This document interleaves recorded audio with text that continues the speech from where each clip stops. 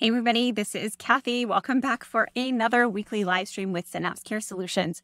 I know I'm in a little bit of a different place. I'm visiting my mom in California, so I'm sitting on her back porch getting things ready for you today.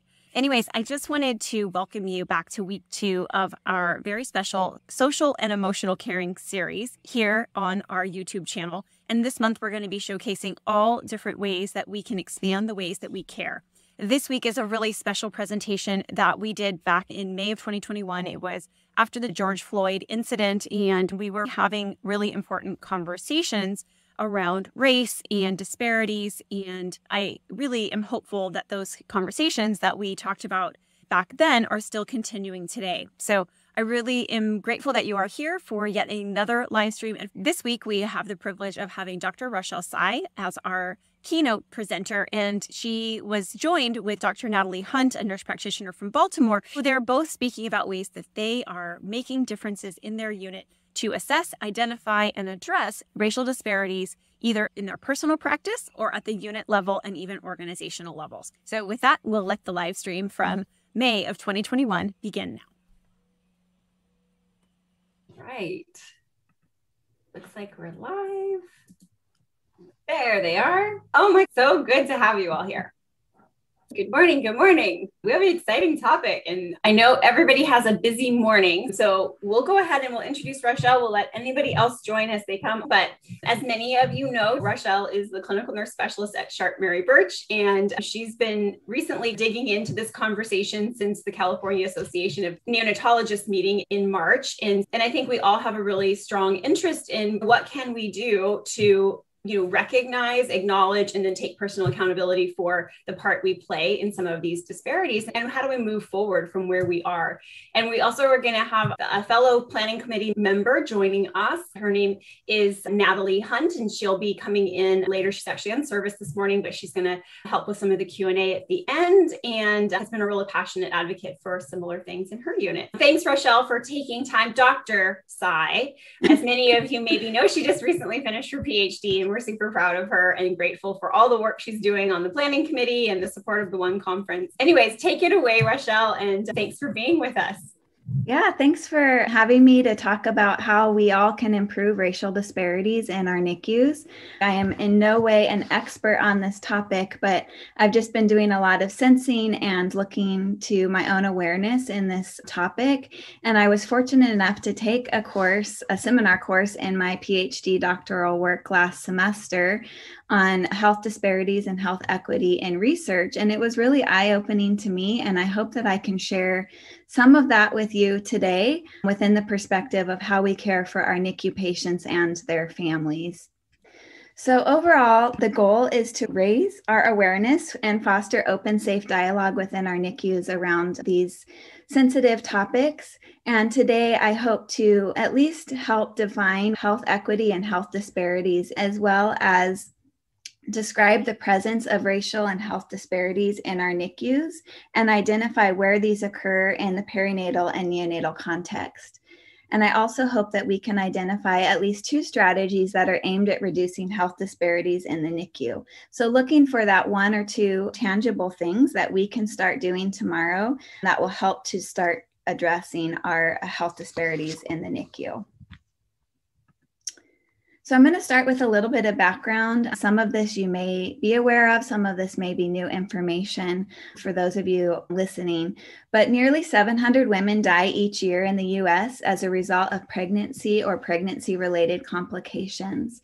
And American Indian and Alaskan Native and Black women are 2 to 3 times as likely to die from a pregnancy-related cause when compared to white women. And we also know that preterm birth continues to rise in the US. And in 2017, there were nearly 1 in 10 infants who were born less than 37 weeks in the United States. And infants born to minority women or women of color represent a disproportionate percentage of these preterm births. And the preterm birth rate, according to the March of Dimes report that was just published, showed that rates among non-Hispanic Black women were 50% higher than rates among all other women. And this is a graph from that March of Dimes report that was just published. And it shows you that when we look at preterm birth rates by race and ethnicity, and this is looking at aggregates from 2016 to 2018, the rate among Black women for preterm births was 13.8%. And when that was compared to all other races and ethnicities, it was 50% higher. And then looking specifically at California, and for those of you that may be in other states, you can go to the March of Dimes report card and look at this for your own states. But within the state of California, you can see that the preterm birth rate among Black women was 43% higher than the rate among other women, with a total disparities ratio of 1.31. And we're looking for a lower disparity ratio, which is better. So when there's a ratio of 1, it indicates that there's no disparity. And what they showed with California is that our change from baseline actually worsened and it increased. And so the percentage of preterm births in California among Black mothers was 12%, compared to American Indians, who were also higher at 11.3%, and white mothers with preterm births was at 7.7%. So Black infants also experience a higher incidence of infant mortality, and the mortality rate for Hispanic Black infants was 10.8%, while the mortality for non-Hispanic white infants was 4.6%, and that also is from the March of Dimes report. And you can see here the overall infant mortality rate in the US was 5.7%.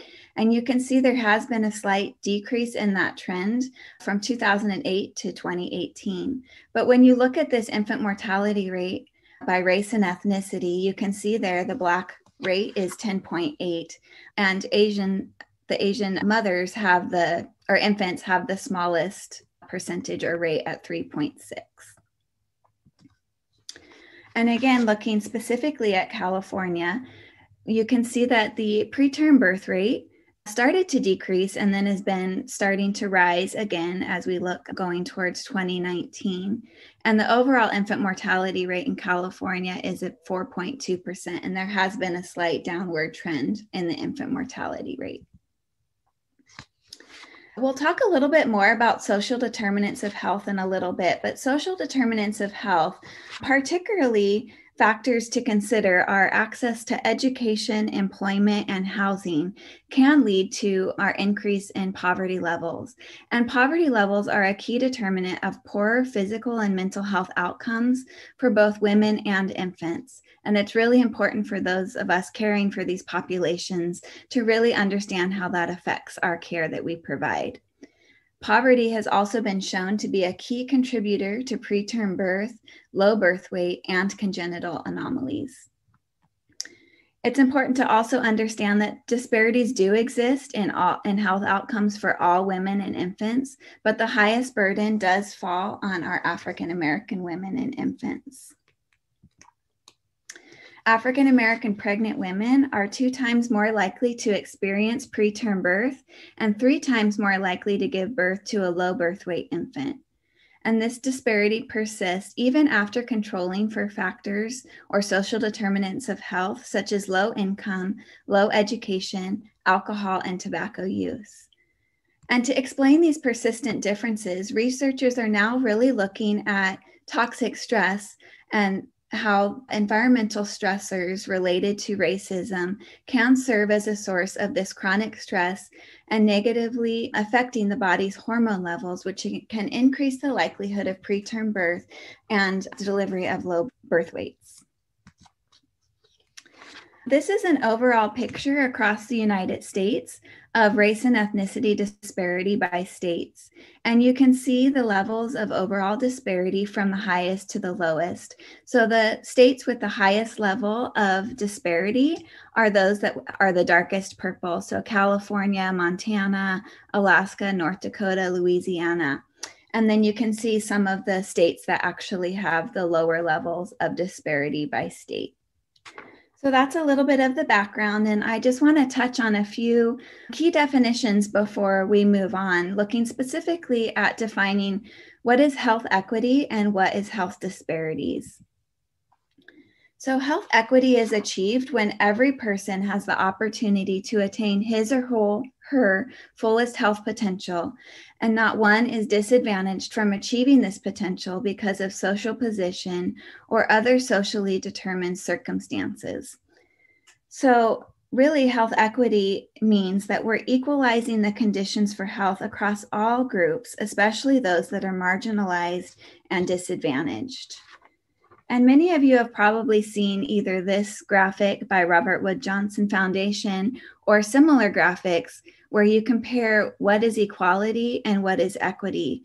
And you can see in the top picture, each individual was provided the same bicycle, and it doesn't fit all of them. For some, it's too large, for some, it's too big, and for some, they can't even use the bike. But when you look at equity, you provide an individualized approach to help each person reach their own health potential. And so you provide something that fits specific to those individuals. So really, in order to build a culture of health, we have to ensure that everyone has the basics to be healthy. And when it comes to expanding opportunities for health, thinking the same approach will work universally is like expecting everybody to be able to ride the same bike. So there's different things that we have to take into consideration when we think about equity: health literacy, language preferences, access to healthcare, transportation, and even access to basic resources such as food, clean water, and other resources after these patients are discharged or while they're in our care in the hospital. We just need to continue to remember that one size does not fit all. So moving on to health disparities. So when health equity is not achieved, we end up with health disparities. And health disparities are really the differences in health outcomes that are explained by social, economic, and environmental disadvantages. These differences exist among distinct segments of the population. And the majority of health disparities often result from social determinants of health. And some of those include race, ethnicity, sexual identity, disability, socioeconomic status, and even down to geographic location. Many of these things are multifactorial and represent the differences that we see in health outcomes. So according to this author, Braveman, he identified 6 key principles of health disparities. In particular, all people should be valued equally. Health is an important value for workforce participation and participation in our democratic process, so expecting healthy individuals. And then there should be an expectation that there's non-discrimination by religion, language, gender, sexual orientation, age, physical and mental abilities, socioeconomic status, geography, or political affiliation. And each individual should have the right to health and a standard of living that's adequate for their health attainment. And then social determinants of health should also equally be distributed. And health differences adversely affecting the socially disadvantaged are particularly unacceptable. I think it's important to also point out that we may see disparities among outcomes, but health disparities doesn't refer generically to all health differences or even to health differences warranting our focused attention. But when we're talking about health disparities, we're talking really about a specific subset of health differences of particular relevance to social justice, because they may arise from intentional or unintentional discrimination or marginalization. And in any case, they are likely to reinforce social disadvantages and vulnerability. Therefore, when we look at health disparities and really overall health equity is really a social justice in health. So according to the Healthy People 2030, social determinants of health really encompass these 5 key areas: access to healthcare and quality healthcare, education access and the quality of that education, social and community context, our economic stability, and the neighborhood and built environments in which we live. Social determinants of health, as I mentioned, really significantly impact health disparities and health equity. And these are conditions that affect, each of these 5 conditions really affect us where we are born, grow, live, work, and age. and they are influenced generally by policy and distribution of money, power, and resources at a global, national, and local level. And I think if all of us really think about it, we can come up with something we've seen in the media, something we've seen even in our own healthcare settings, where we see this disparity surface. Also, the Healthy People 2030, they're really taking a specific focus on these 5 areas of social determinants of health because they really feel that these are key to achieving health equity.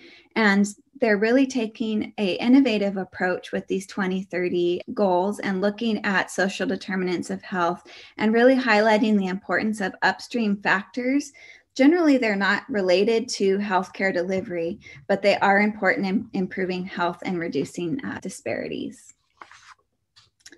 I came across this blog and this image in the blog where they really turned the Maslow's hierarchy of needs into Maslow's hierarchy of inequity, where at the bottom of the pyramid, we know that we need to achieve physiologic stability, and we move up the pyramid in order to achieve self-actualization and realizing our personal potential, self-fulfillment, and personal growth.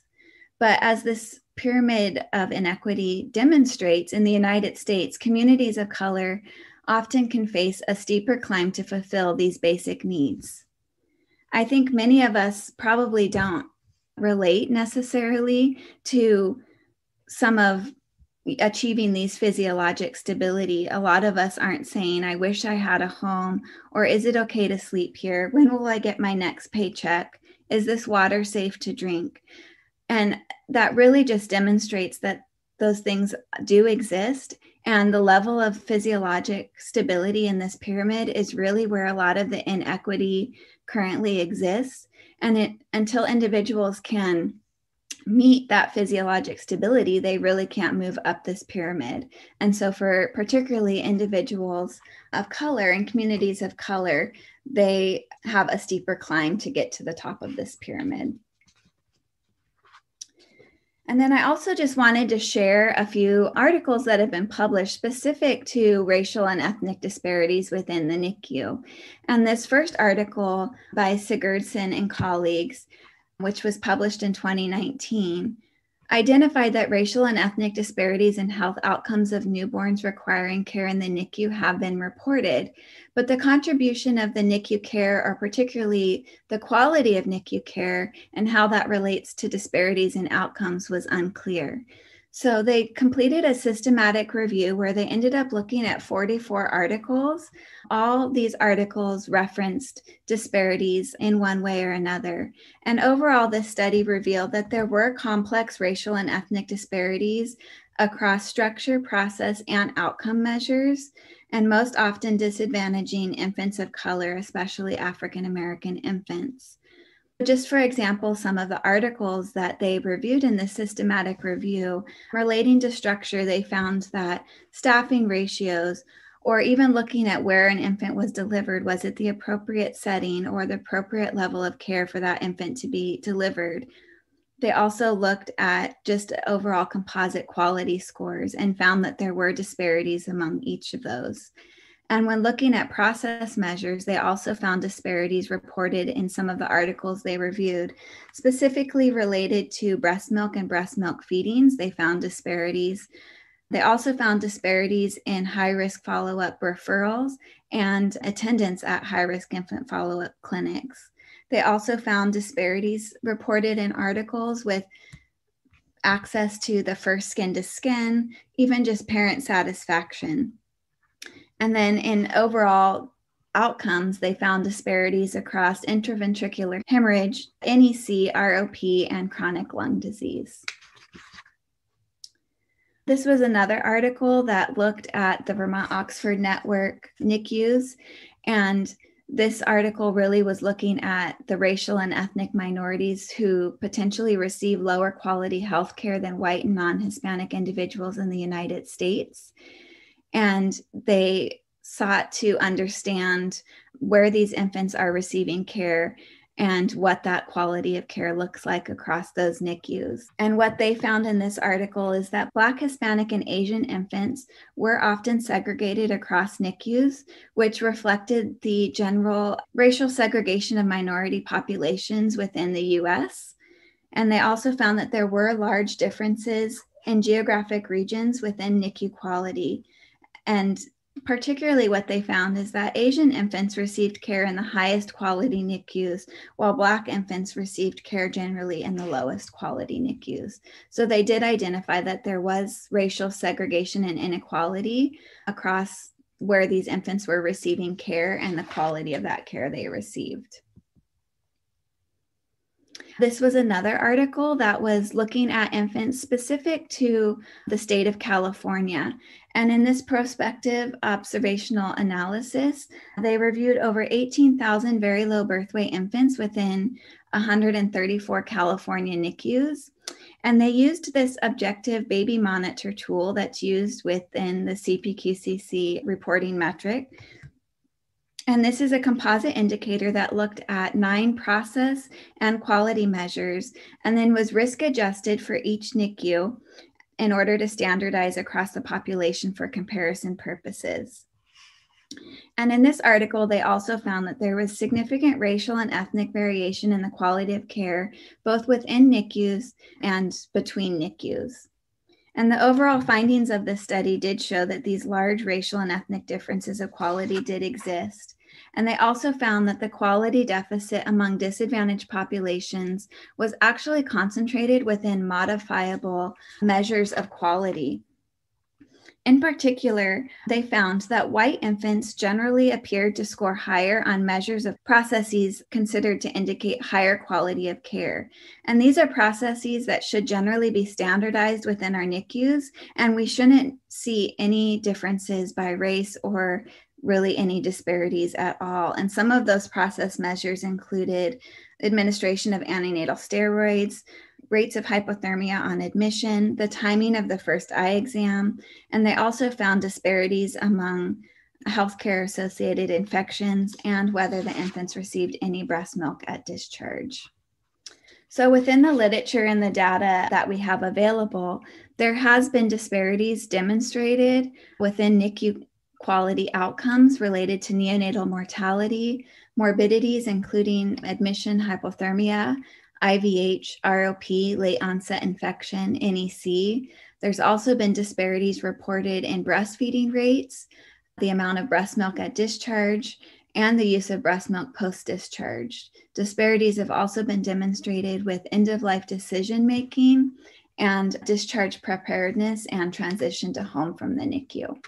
This was another interesting article that looked at disparities in NICU quality of care by taking a qualitative approach and taking narrative accounts from both family and clinicians.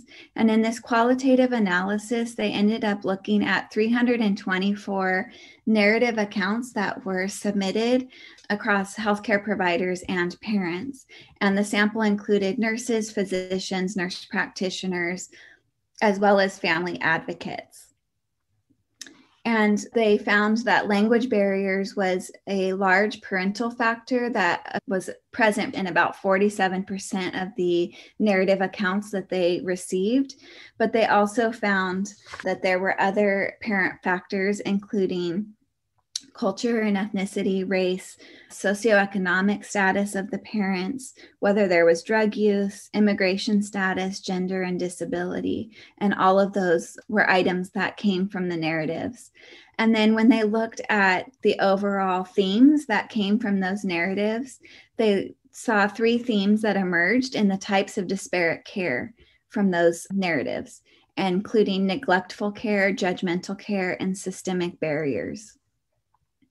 So when looking at neglectful care, this was described as families not necessarily being updated or educated as often or as thoroughly as others. And so staff's a portion of care such that certain families would receive less time or attention and appear to be ignored or avoided. But some of this was related to language barriers or not being able to speak the same language of the families.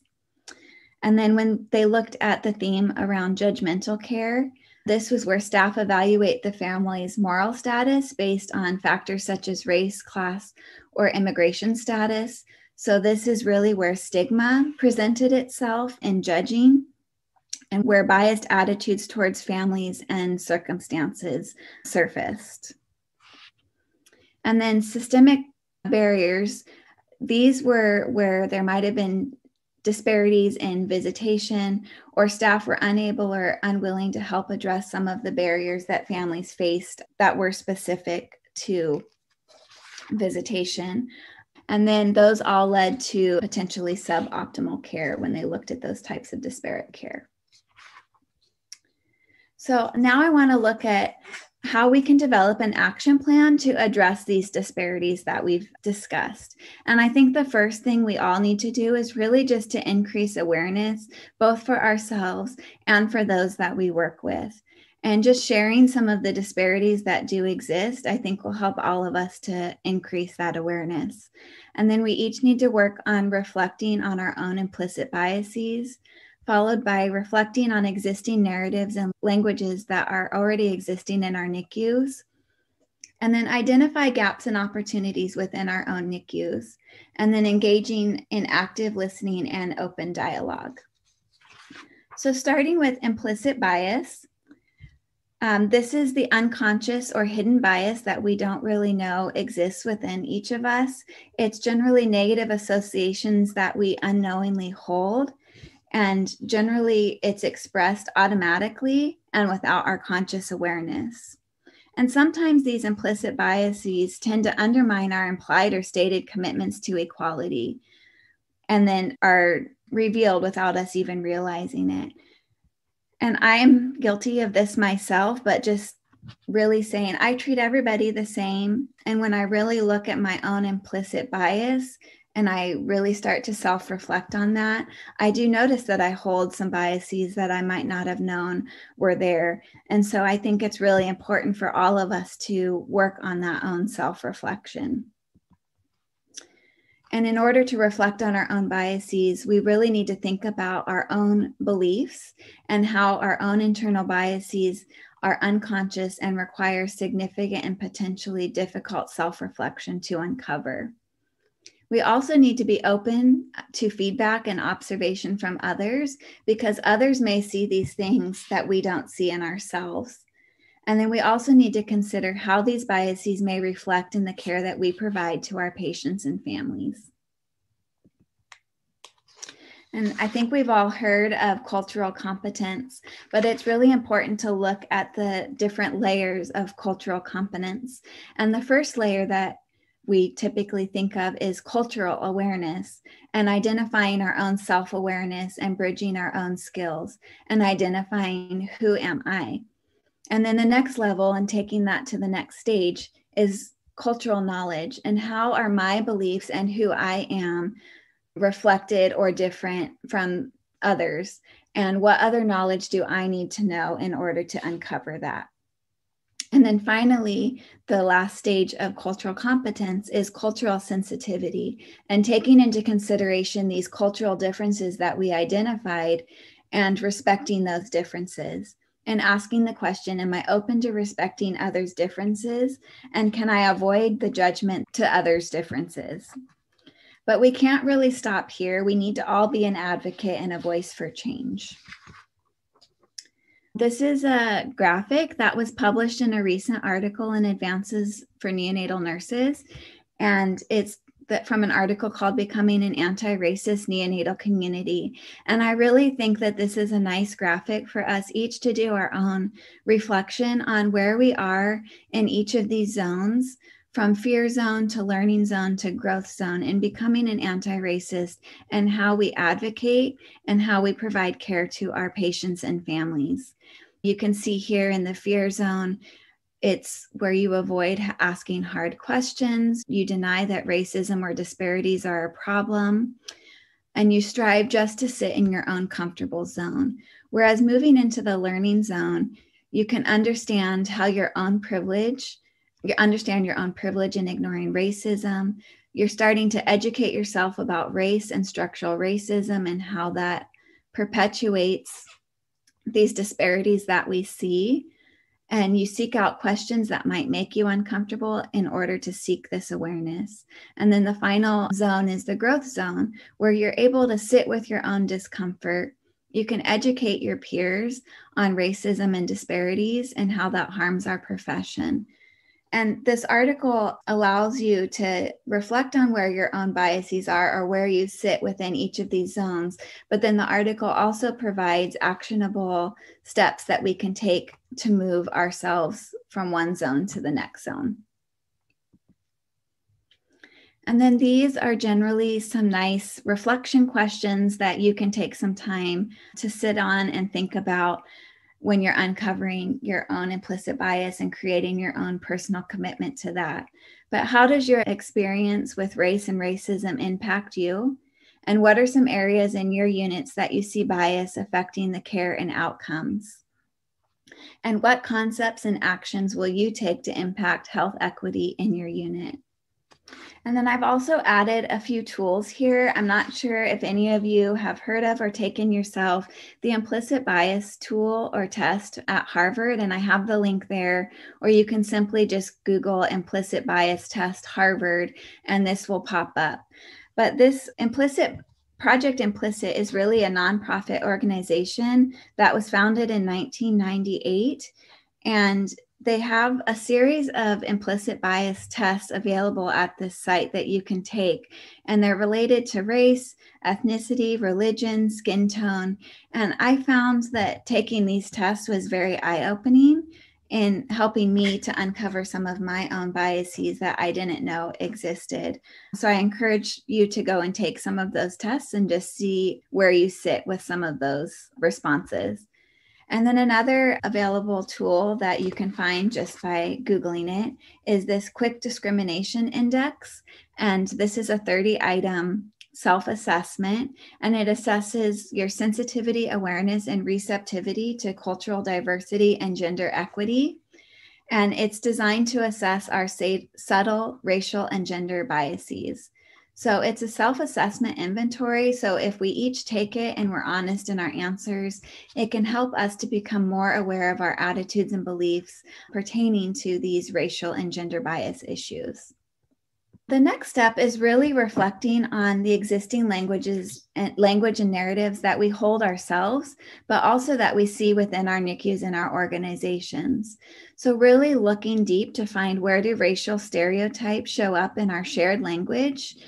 And how is that reinforced within ourselves, our team, and our organizations? And really looking at examining our publications, what's on our website content, social media content, and even internal policy documents related to visitation or other items, and looking specifically at words and images that might reinforce stereotypes, or looking at language that trivializes the experience of patients and families, especially those of color, and looking for messages that reinforce a white dominant culture or norms. And one of the examples that I have here is we were working on a parent guidebook for our NICU and a parent education resource. And when I worked with marketing, they supplied the pictures in this beautiful color magazine or parent guide for our NICU families. And when I brought it to our unit practice council to review, it hadn't even dawned on me, but the very first thing that they noticed is that all of the images that were in the guidebook were not reflective of the patient demographic that we cared for. Each of the images were of white families or white infants. And so we went back to marketing and we asked for them to provide more diversity in the images, just to really reflect more of the demographic of the patient population we take care of. But some of those are really the unconsciousness of when we're looking at something that we don't even pick up on those things. So really having multiple people look at that and provide feedback really helped us to uncover that. And then also within these shared languages or narratives is the topic of stigma. And stigma is really giving someone an undesirable label that's based on negative social perceptions. And stigma keeps these individuals from reaching their fullest health potential. It can be an undesirable label that we give an individual or an entire group. And it can be related to race and ethnicity or a variety of different things, such as a mother that's been doing drugs or a homeless patient. And it's when we look at health-related stigma, it's the social process or personal experience that's related to a health condition, and it could be characterized by the perception of exclusion, rejection, and blame, and it contributes to the psychological, physical, and social morbidity of patients. And stigma can occur really across many levels, both individually, interpersonally, institutionally, in our communities, or within specific public policies. So some individuals may experience stigma really on multiple levels. And the effects of stigma are really profound.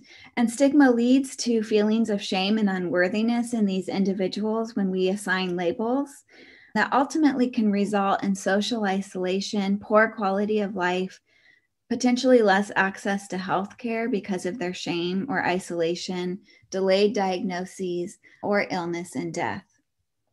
And many times individuals don't even realize that they're portraying stigma on a certain group or individual, and they don't even understand that their words and actions could be stigmatizing. So the March of Dimes has this website, Beyond Labels, and they have a whole page dedicated to stigma and reducing stigma and care of women and infants. And this is a little video clip that you can find at that website. Words are things, they get on walls, they get in your wallpaper, they get in your rugs, in your upholstery, and your clothes, and finally in you. And the impact of how stigma really affects these women and their infants. So I encourage you to go and take a look at that website as well. So here are some additional questions on how we can reflect on existing language and narratives. How can we each use our own language to model for our NICU team and the other people that we work for? How can we address stigma and think of some of the stigma that we see in our own units and language that we hear ourselves or others say, and how can we develop a counter narrative so that we can help to uncover that stigma and address that stigma so that it doesn't keep continuing to perpetuate? And then what are our own specific health equity goals, including short and long term? And how do these individual goals fit into the larger narrative of health equity for our patients and families? The next step then is to track and trend and to identify gaps and opportunities.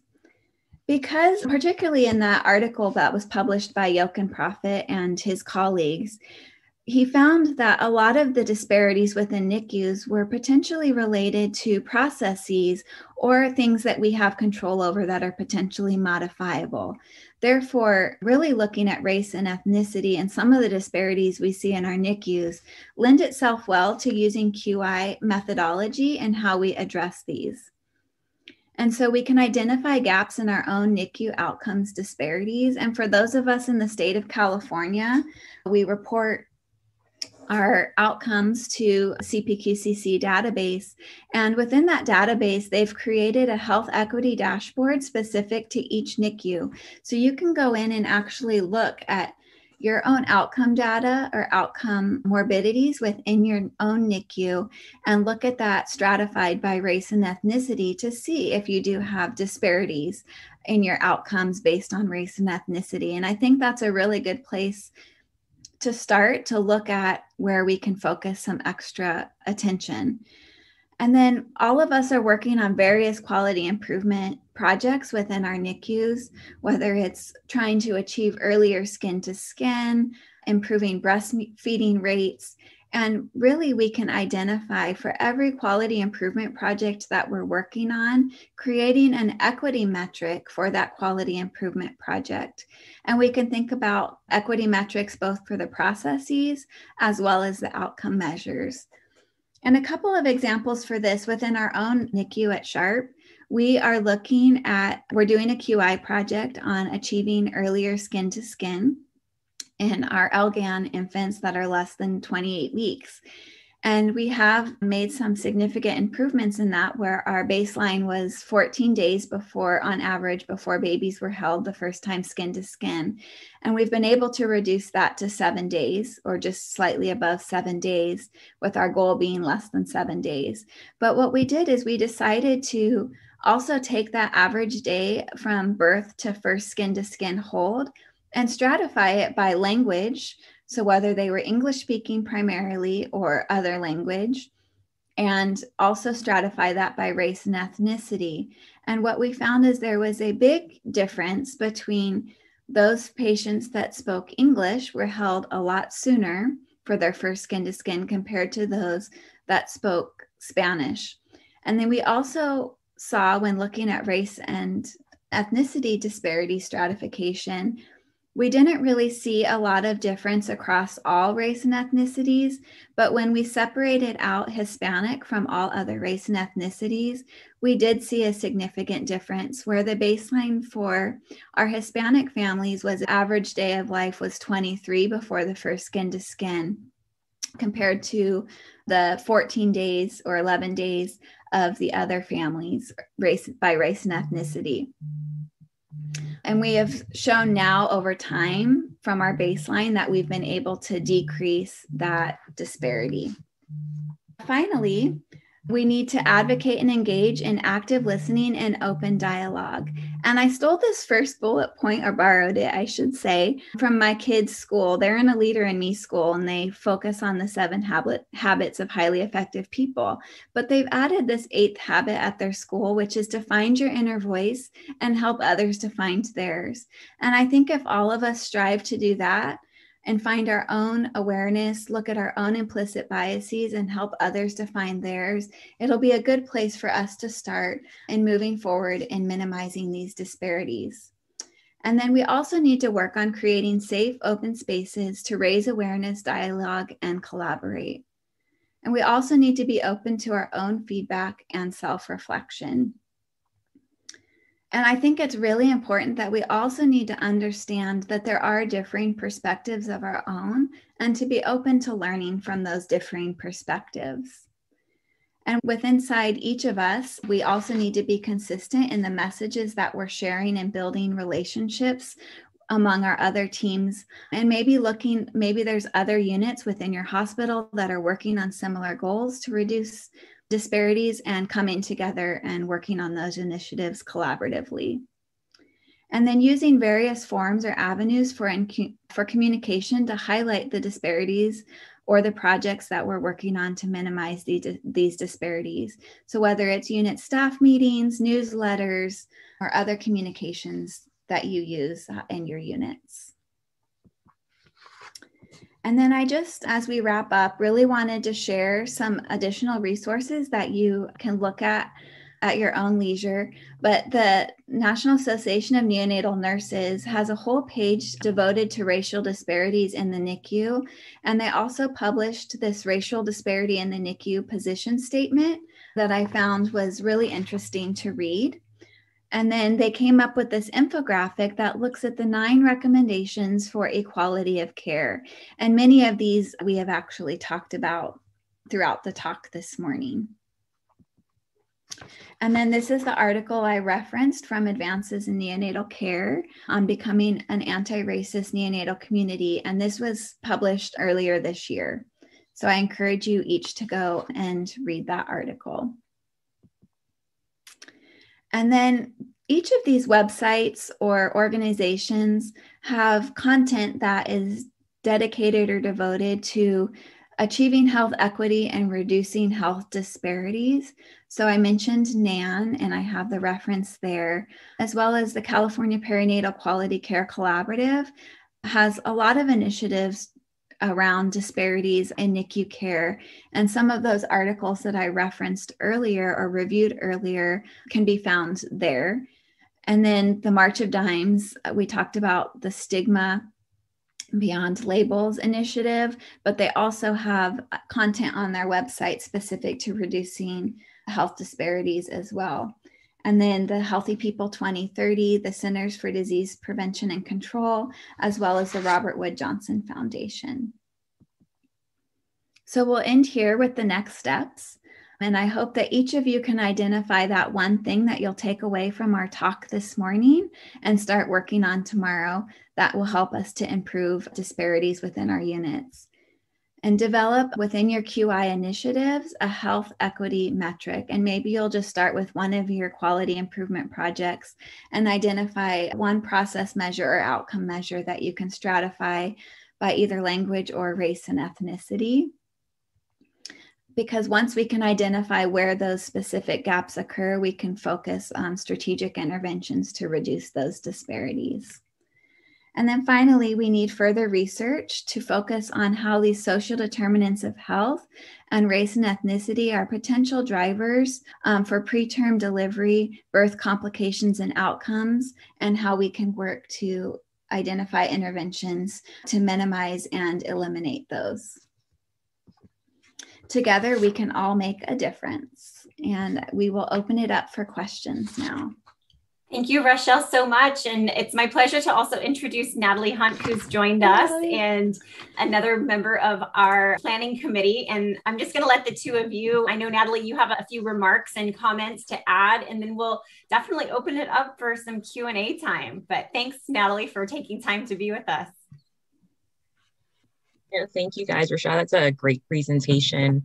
So I just wanted to kind of add perspective as a Black woman, not only working in healthcare, but just also a Black woman that receives healthcare. I get both sides of it and trying to juggle both of those things. And I think a big part of that is understanding the history behind how African Americans were treated in healthcare and all the negative things that have happened to African Americans throughout the healthcare system, how that impacts the way Black people perceive healthcare now. And I think it's one of the biggest things that people can do is just understand that historic piece to it so that they have a better understanding of how to provide care to anyone of different backgrounds. It's hard. I work in the middle of Baltimore, Maryland. I understand the population that we care for, but I feel like if you don't come from that background and don't educate yourself on that background, it's hard to provide the care that patient population needs. And you're doing them a disservice by not understanding where they come from. You can't expect them to have the same resources, the same understanding. You can't educate them the same way that you would a different population. So I think it's obviously a very important overdue conversation that people need to have in their NICUs. And it's the downside is that it's taken so long and so many negative in your face things for it to become something that's being talked about, being really researched, being brought to the surface, but it is being brought to the surface, it is being researched, and it is being talked about. There is progress in that aspect. Rachelle, do you have anything you want to add to that or any other comments? No, I think Natalie obviously makes a lot of really important points because me as myself, I don't have the shared experience, and all I have is my ability to make myself aware. And like she said, to really understand that history and how it impacts maybe the trust in healthcare, access to healthcare, or that trust that doesn't exist, and how we can reach our patients where they're at and really try to understand and address those various issues. I think the awareness is really the first step of where we all can start to make a difference, because we need to just do our own research and make ourselves aware, help educate our peers that we work with.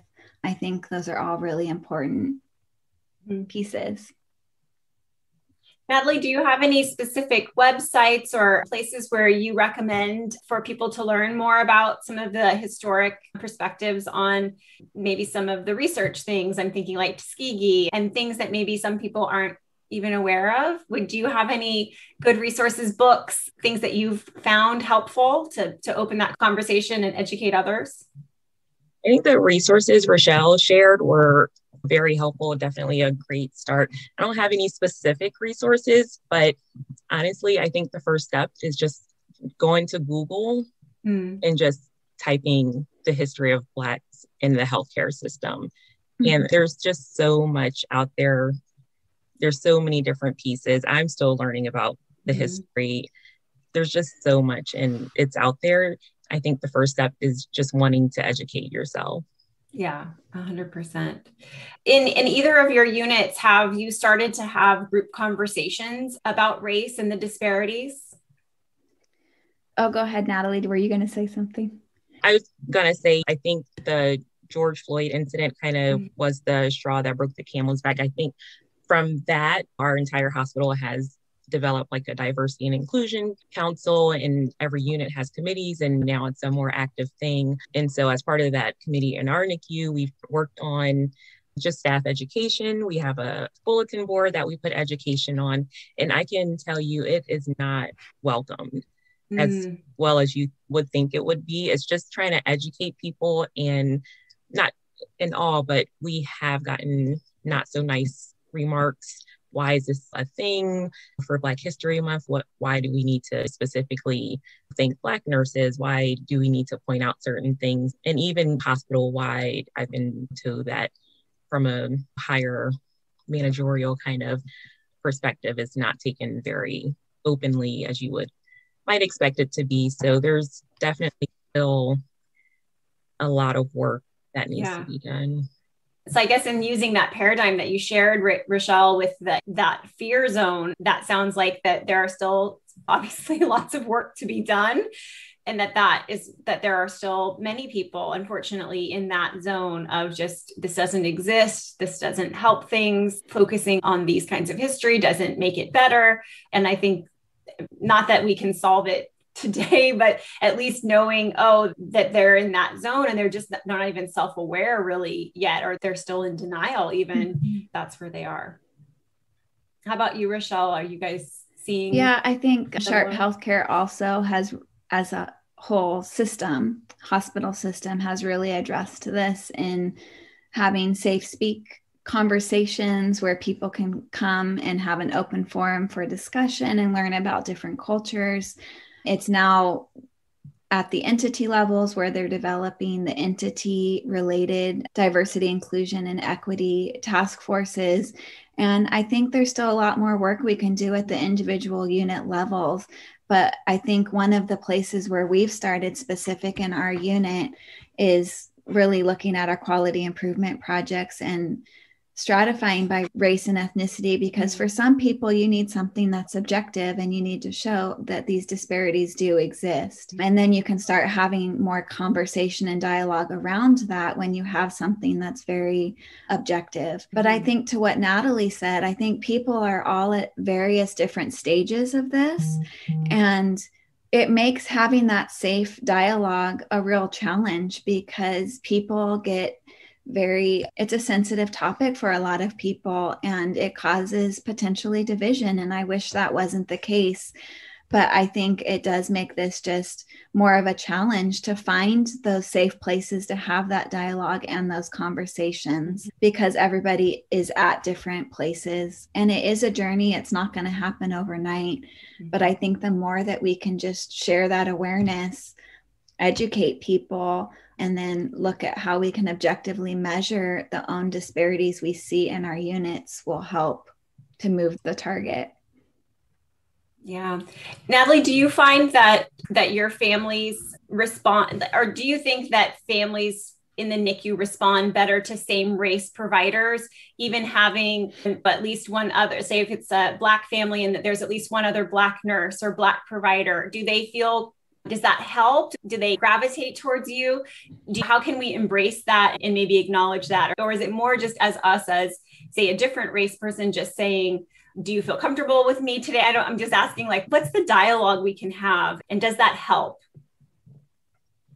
I'm honestly not sure, because I don't have the other perspective of a Black mother interacting personally with a white nurse or provider.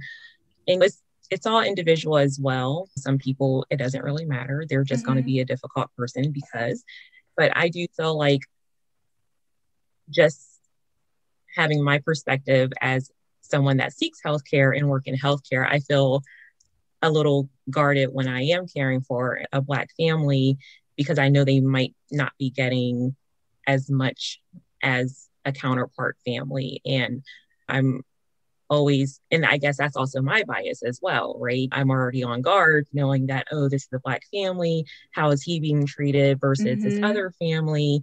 We did this for this family down the hall. So why are the babies are in the same space, in the same progress? Why are we doing a different thing for this baby? That's my own bias as well. And I know that I go into those situations, I feel like maybe trying to overcompensate, maybe to make that mom feel like she's being heard, she's a part of the care. She and her baby are important to this NICU. So it's hard. I don't know the other part of how I've never obviously not really asked a parent those kind of things, but so I'm not sure, but I know I do have my own bias that affects the way that I function in the NICU too. I think it's biased, but I also think it's real. So that's a difficult place to be. But I love that hierarchy of needs that you shared, and just showing that when someone is having to overcome race or other disparities, they do sometimes need that additional just check in to make sure that it's like you were showing them at the bicycle, right? It's not equality, it's equity. And that it's that doing more for a family who has more needs or comes from a baseline of deficit to start. I feel it's almost necessary. And almost, again, it's that trying to go back to that equality piece of, okay, every family should only get one voucher. There could be a white family or a Black family that needs 4 vouchers today, right? And that's the equity piece, not the equality piece. And I thought that those were really helpful in even helping, like you, Natalie, say, okay, I'm actually not giving more. I'm giving what's needed because I know that this family is already coming from a place of needing more support or needing more communication or needing trust, and me at least addressing that. Do you feel safe? And also I'm thinking of the one conference, right? Of like, why me? Why this? Why now? And each of us own that piece of the daily practice. And you, Natalie, or you, Rachelle, it's like, it's why me? Like, why me, the white girl with this family today? But why me? What can I offer? Can I help to heal some of that past by my example and by what I do today? Can I help to heal that and to show that equity? Or you, Natalie, like, why me? This family needed to have someone that looked like them, that made them feel more safe. Like, why me? So I think each of us can insert ourselves into that moment and just say, I'm here for this special moment, maybe to give trust, to give healing, to be that bridge, to be an example. And to just, I guess those are those incremental daily things we can maybe do. I think one of the biggest things that is a pet peeve that I hear, and I'm sure everyone says it probably in every NICU, is when you get that preemie baby and it's okay, it's a Black little girl. She's obviously going to do well. Or, oh, it's just a wimpy white boy. Yeah. So just that right off the bat, you can already see how your plan of care is probably going to go different. Are you going to give that little Black girl more CPAP, or are you just going to let her sit on like a cannula because she's a little Black girl and she'll probably do better? Whereas the little white boy, you're just going to put them on CPAP because you already know they're not going to do well. So you already, it's already that from the very beginning, you're already having separate treatment plans that are based on gender and race instead of what is their clinical needs. That's a really good example. Yeah, that's a great example of the existing language and narratives that are in our units, because we've all heard that. We've probably used it ourselves, or I have. So yeah, I think that's a great example of that. Awesome. And I think when it comes back to, I think there is literature out there that really supports that you should have more of a diverse workforce that reflects the demographics of what you care for in your unit. But there's multiple barriers and layers that affect how we can get to that diversity in our workforce. And I think when you look at access to education and what levels of education different people can achieve, whether it's an ADN, a BSN, or an MSN, speaking with nursing, there is structural barriers that hinder what level of education. And then when we look at magnet hospitals who seek for a BSN or higher, it almost just is counterintuitive to trying to create that diverse workforce So I think that's outside of specific to the NICU. I think that starts even downstream on how we can address that and get equal access to higher levels of education. Yeah. Yeah. And that was what last month when we had Dr. Frederick with us, that friend of mine from Tampa, who's created the Education Academy down in Tampa, where they are starting to reach out into the middle schools to help underserved populations to get connected into the medical profession. And they've had 31 physicians now graduate from that program. Awesome. They started as junior high kids and went through the academy as just a high school program where they got to shadow. And then even the organization we talked about last time helps with even college application fees, because that can be a barrier, right? You have to apply to 20 places and the family can do that. And as someone's mentioning, last month, we had also some of the, oh my gosh, my brain right now. We had our speaker from Glow Preemies, Ashley, and she was sharing some of the programs that they're doing for their families from 18 up to 18. But does anybody want me to unmute you? Do you have a question or a comment? Just raise your hand and we can either bring you on camera or at least unmute your mic. But thanks to all of you for being here and for this conversation. Happy to leave time for any of you who want to add in what are your units doing, put it in the chat. I love some of this, Ruth, that you're mentioning. All of us are doing QI projects. And I feel like, Rachelle, that's a really great suggestion. Just start adding that extra dimension to our projects. That's fantastic.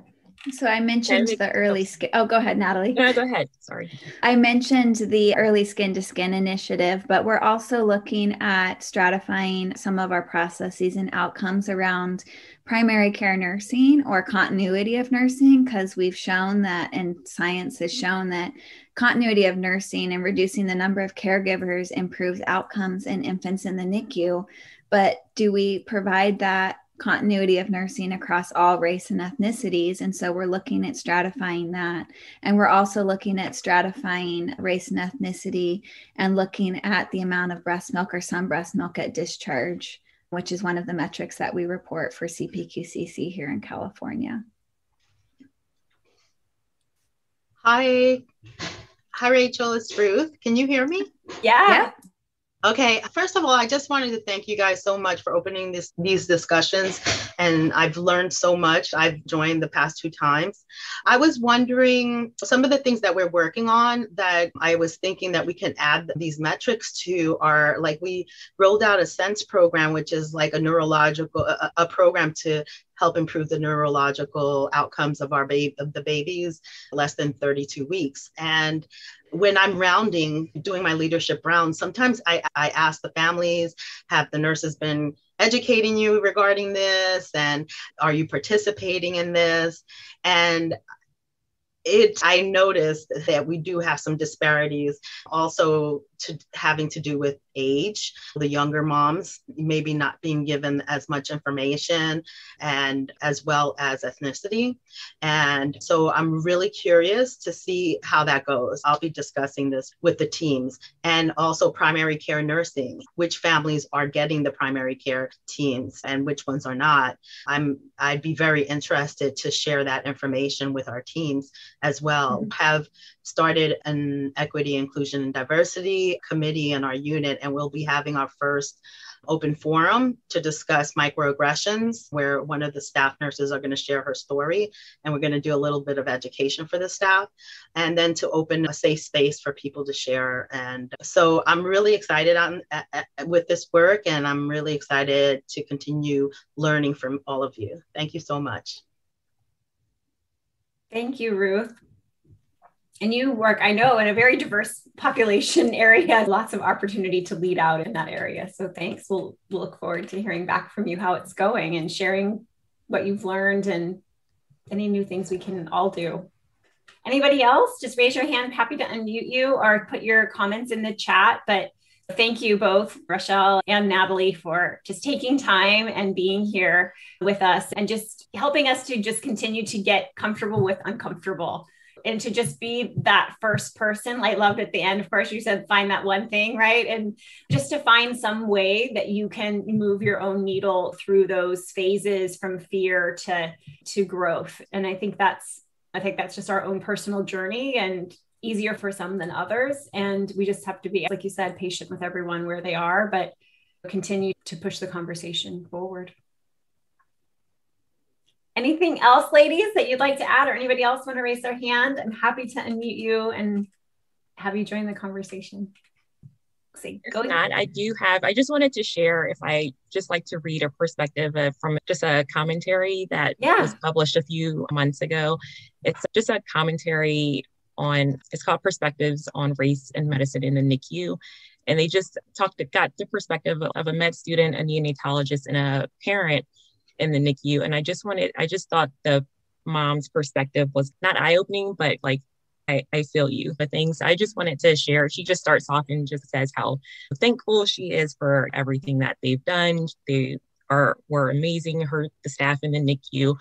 But it goes on to say, but I knew that it's human nature to help people who you like. So every day I entered the ward and I did my best to be likable. I needed the nearly all white staff to know I was smart and friendly and gracious and involved. I needed them to know I was educated, I was employed, I was married. So badly did I crave their help, I consciously played the role of respectable Black woman. And I played to win. I remember feeling that I had to be strong so that they would know I was capable, but not so strong as to come off as angry. I didn't want to seem overly emotional for fear that kind of expression would loom too large and overshadow, in their eyes, my intelligence and capability of processing information about my children's health and well-being. So I saved my tears for my husband at home and sobbed in the car in the hospital parking lot. I later learned that I was not alone in my worries. My aunt shared with me that when her son was born with a genetic disorder, a NICU nurse, who was a woman of color, pulled her aside and gave her 2 pieces of advice. The first bit was crucial. Your baby will need all your strength, she told her. Whatever you have in you, you bring it. The second bit of advice, however, was this. Don't let them see you cry. You can cry with me, but don't let them see you cry. The them in that sentence was clear to my aunt and to me when she recounted the story, the white doctors and nurses. And I think that perspective, I take that perspective and I place that on every Black mom that I encounter in the NICU, because I know that perspective. I take that perspective when I go to see my healthcare professionals. And so that's the perspective that I see from them, or I get from them, that makes me want to make sure that I'm doing everything that I can to make sure they're getting the best care that they can get and that they feel that they are being cared for, their baby is being cared for, because that is just the life of being Black in the healthcare system. You feel like you can't trust, you don't know who you can trust, you don't know what to do if you don't trust, you don't know the top person in the NICU is probably another white person. And so I just wanted to share that perspective. And I just hope that it gives you something to think about, if nothing else. And I can share that reference as well. Thank you so much. We're getting some chats about that. Yeah, so if you can provide that, I think people would like to be able to reflect on that more later. You choked me up with that. Sorry, it chokes me up because that's when I go see my doctor, I'm picky, and Rachelle was saying it's the numbers of these risks. It's not even including, it's not just the poor Black people, it's the highly educated, middle income Black people as well. And I have 3 babies. Every time I went in, am I getting the best care? Are you listening to me? I don't feel like you're listening to me. And I'm educated, I know things, and I still have that. Am I getting the best care? Is this the same care that you would give someone else? That speaks to me. And again, my bias, that's why I do put a little extra something into when I'm giving care to that Black family, because I know there's a good chance that they're not getting everything that they need from my counterparts, which I feel like is not fair. And I feel absolutely bad for thinking that, but I also think that's a part of the reality as well. Yeah. When you hear that emotion, that additional emotional burden that we have unintendedly, is that even a word? Unintended to give to other families, and that there have been biases in the past, But it's just heartbreaking to think, on top of having a baby in the NICU, you as the Black woman and Black mother feel like you have to play a role just to get your mama bear needs met, to fight for your baby, but to not be too aggressive. I think that it just characterizes it perfectly. Why should anyone have to feel like they have to play a game to get the best care for their baby? It's like you can't even just go to the NICU and think about your baby and care for your baby. You have to spend so much time and energy trying to put off a certain acceptable persona. And then you leave at the end of the day and you're just like, I didn't even interact. I didn't even have those moments with my baby because I was too busy trying to be this other person for everyone else. And it's an unfair burden. Yeah, thank you for sharing that. Oh, I don't know that we should have anything more than that. I feel like just keep staying with this emotion is important and just reflecting. So thank you to both of you for helping us to be comfortable with uncomfortable. Let's all just put in the chat some many thanks to these ladies. And maybe all of you are like me and you're getting your tissues and wiping your eyes. Your hands are busy and you can't type right now. But no, thank you, Natalie, so much. Yeah, I put that article in there, and there's also the perspective of a white neonatologist. There's a perspective of a medical student, and even neonatologist saying how, she had this great relationship with a Black mom, and then the baby got sick and all of a sudden it changed and she didn't get it until after she educated herself and had an understanding of the history behind it. And let's just imagine how much better the care may have been if you already had that education. It's so many things. It's so much. And like I said, I'm still learning about it and learning about my own biases and just everything. It's so much. But at the end of the day, you just want to be able to give the best care to every single patient and family that you encounter. And just like if you were to decide to go to a Native Indian reservation and care for that population, you need to know about them. You need to know about who you care for so that you can give them the best care. And that's really what parents and patients want. Yeah. Thank you so much. Thanks for all of you for staying on. And yeah, Jackie, you bring up language barriers. Yeah, that's really real. It's a big deal. It's like another conversation. That's a whole QI project. And it's just oh gosh, I have to go get the translator iPad to go talk to that mom. I don't have time for that. Yeah. But I can go talk to this mom because she's in the room and we speak the same language. There's so much. There's so much to do. And yeah, I think it's maybe in some units, starting with language is an easier start, right? Again, just starting somewhere and maybe just even equalizing that. Like you said, how do we make it even easier for providers to grab that translator? How do we advocate for more in-person medical translators on night shift? And they're not always relying on the digital piece. So yeah, I think those are also important. And again, like you said, Rachelle, just starting somewhere. I know we were talking at Stanford, I think at the last steering committee I was on with them, just about every first hold having a medical translator, even if you feel like the family gets what you're doing. And I thought they can now track whether or not that's happening. And that's a place to start. Yeah, we just had that conversation last week with our early skin to skin task force. And when we looked at that disparity between English speaking and Spanish speaking, and the huge disparity we saw between Hispanic mothers and fathers compared to all other race and ethnicity. And that's what we said for that first hold. If they're not English speaking, we need to grab that translator or that translator iPad and have it there that families really understand so we can make it successful. Yeah, really good. Thank you, ladies, so much for today. And hopefully it's just, again, part of the beginnings of the conversation. And as we all are learning more and doing new things and have data to share, I think it's important to keep continuing to have these conversations. Thanks, Amanda. Thanks, Jackie and Ruth and everybody else who's chimed in here and joined us today. Thanks, Jackie, for that collective hug to all of us, and looking forward to seeing so many of you online and part of our conversations as the months continue. So thanks again, ladies. Thank you, guys. Bye. Thanks, Kathy. Thanks, Rachelle. Okay. Yeah, thank you. Bye. Bye. Hey, everybody. Thanks for staying all the way to the end and just journeying with us all through that emotional presentation and helping us to each find our way through this difficult conversation, through the emotions that come up, the thoughts, the biases, the unintentional biases, the unknown biases, all the things that Natalie and Rachelle really so eloquently shared with us. So thank you for being here. If you'd like to get some of the resources that they've mentioned, go ahead and click the link in the show notes or on the QR code. If you're watching this on a computer, you can scan that with your phone and go right to those resources. And those are the resources for the entire month of July. So we're just going to keep stacking them all together. So you just need to sign up once and you'll be able to have access to those week after week. So anyways, I hope you have a great week and I'll see you next time. Bye.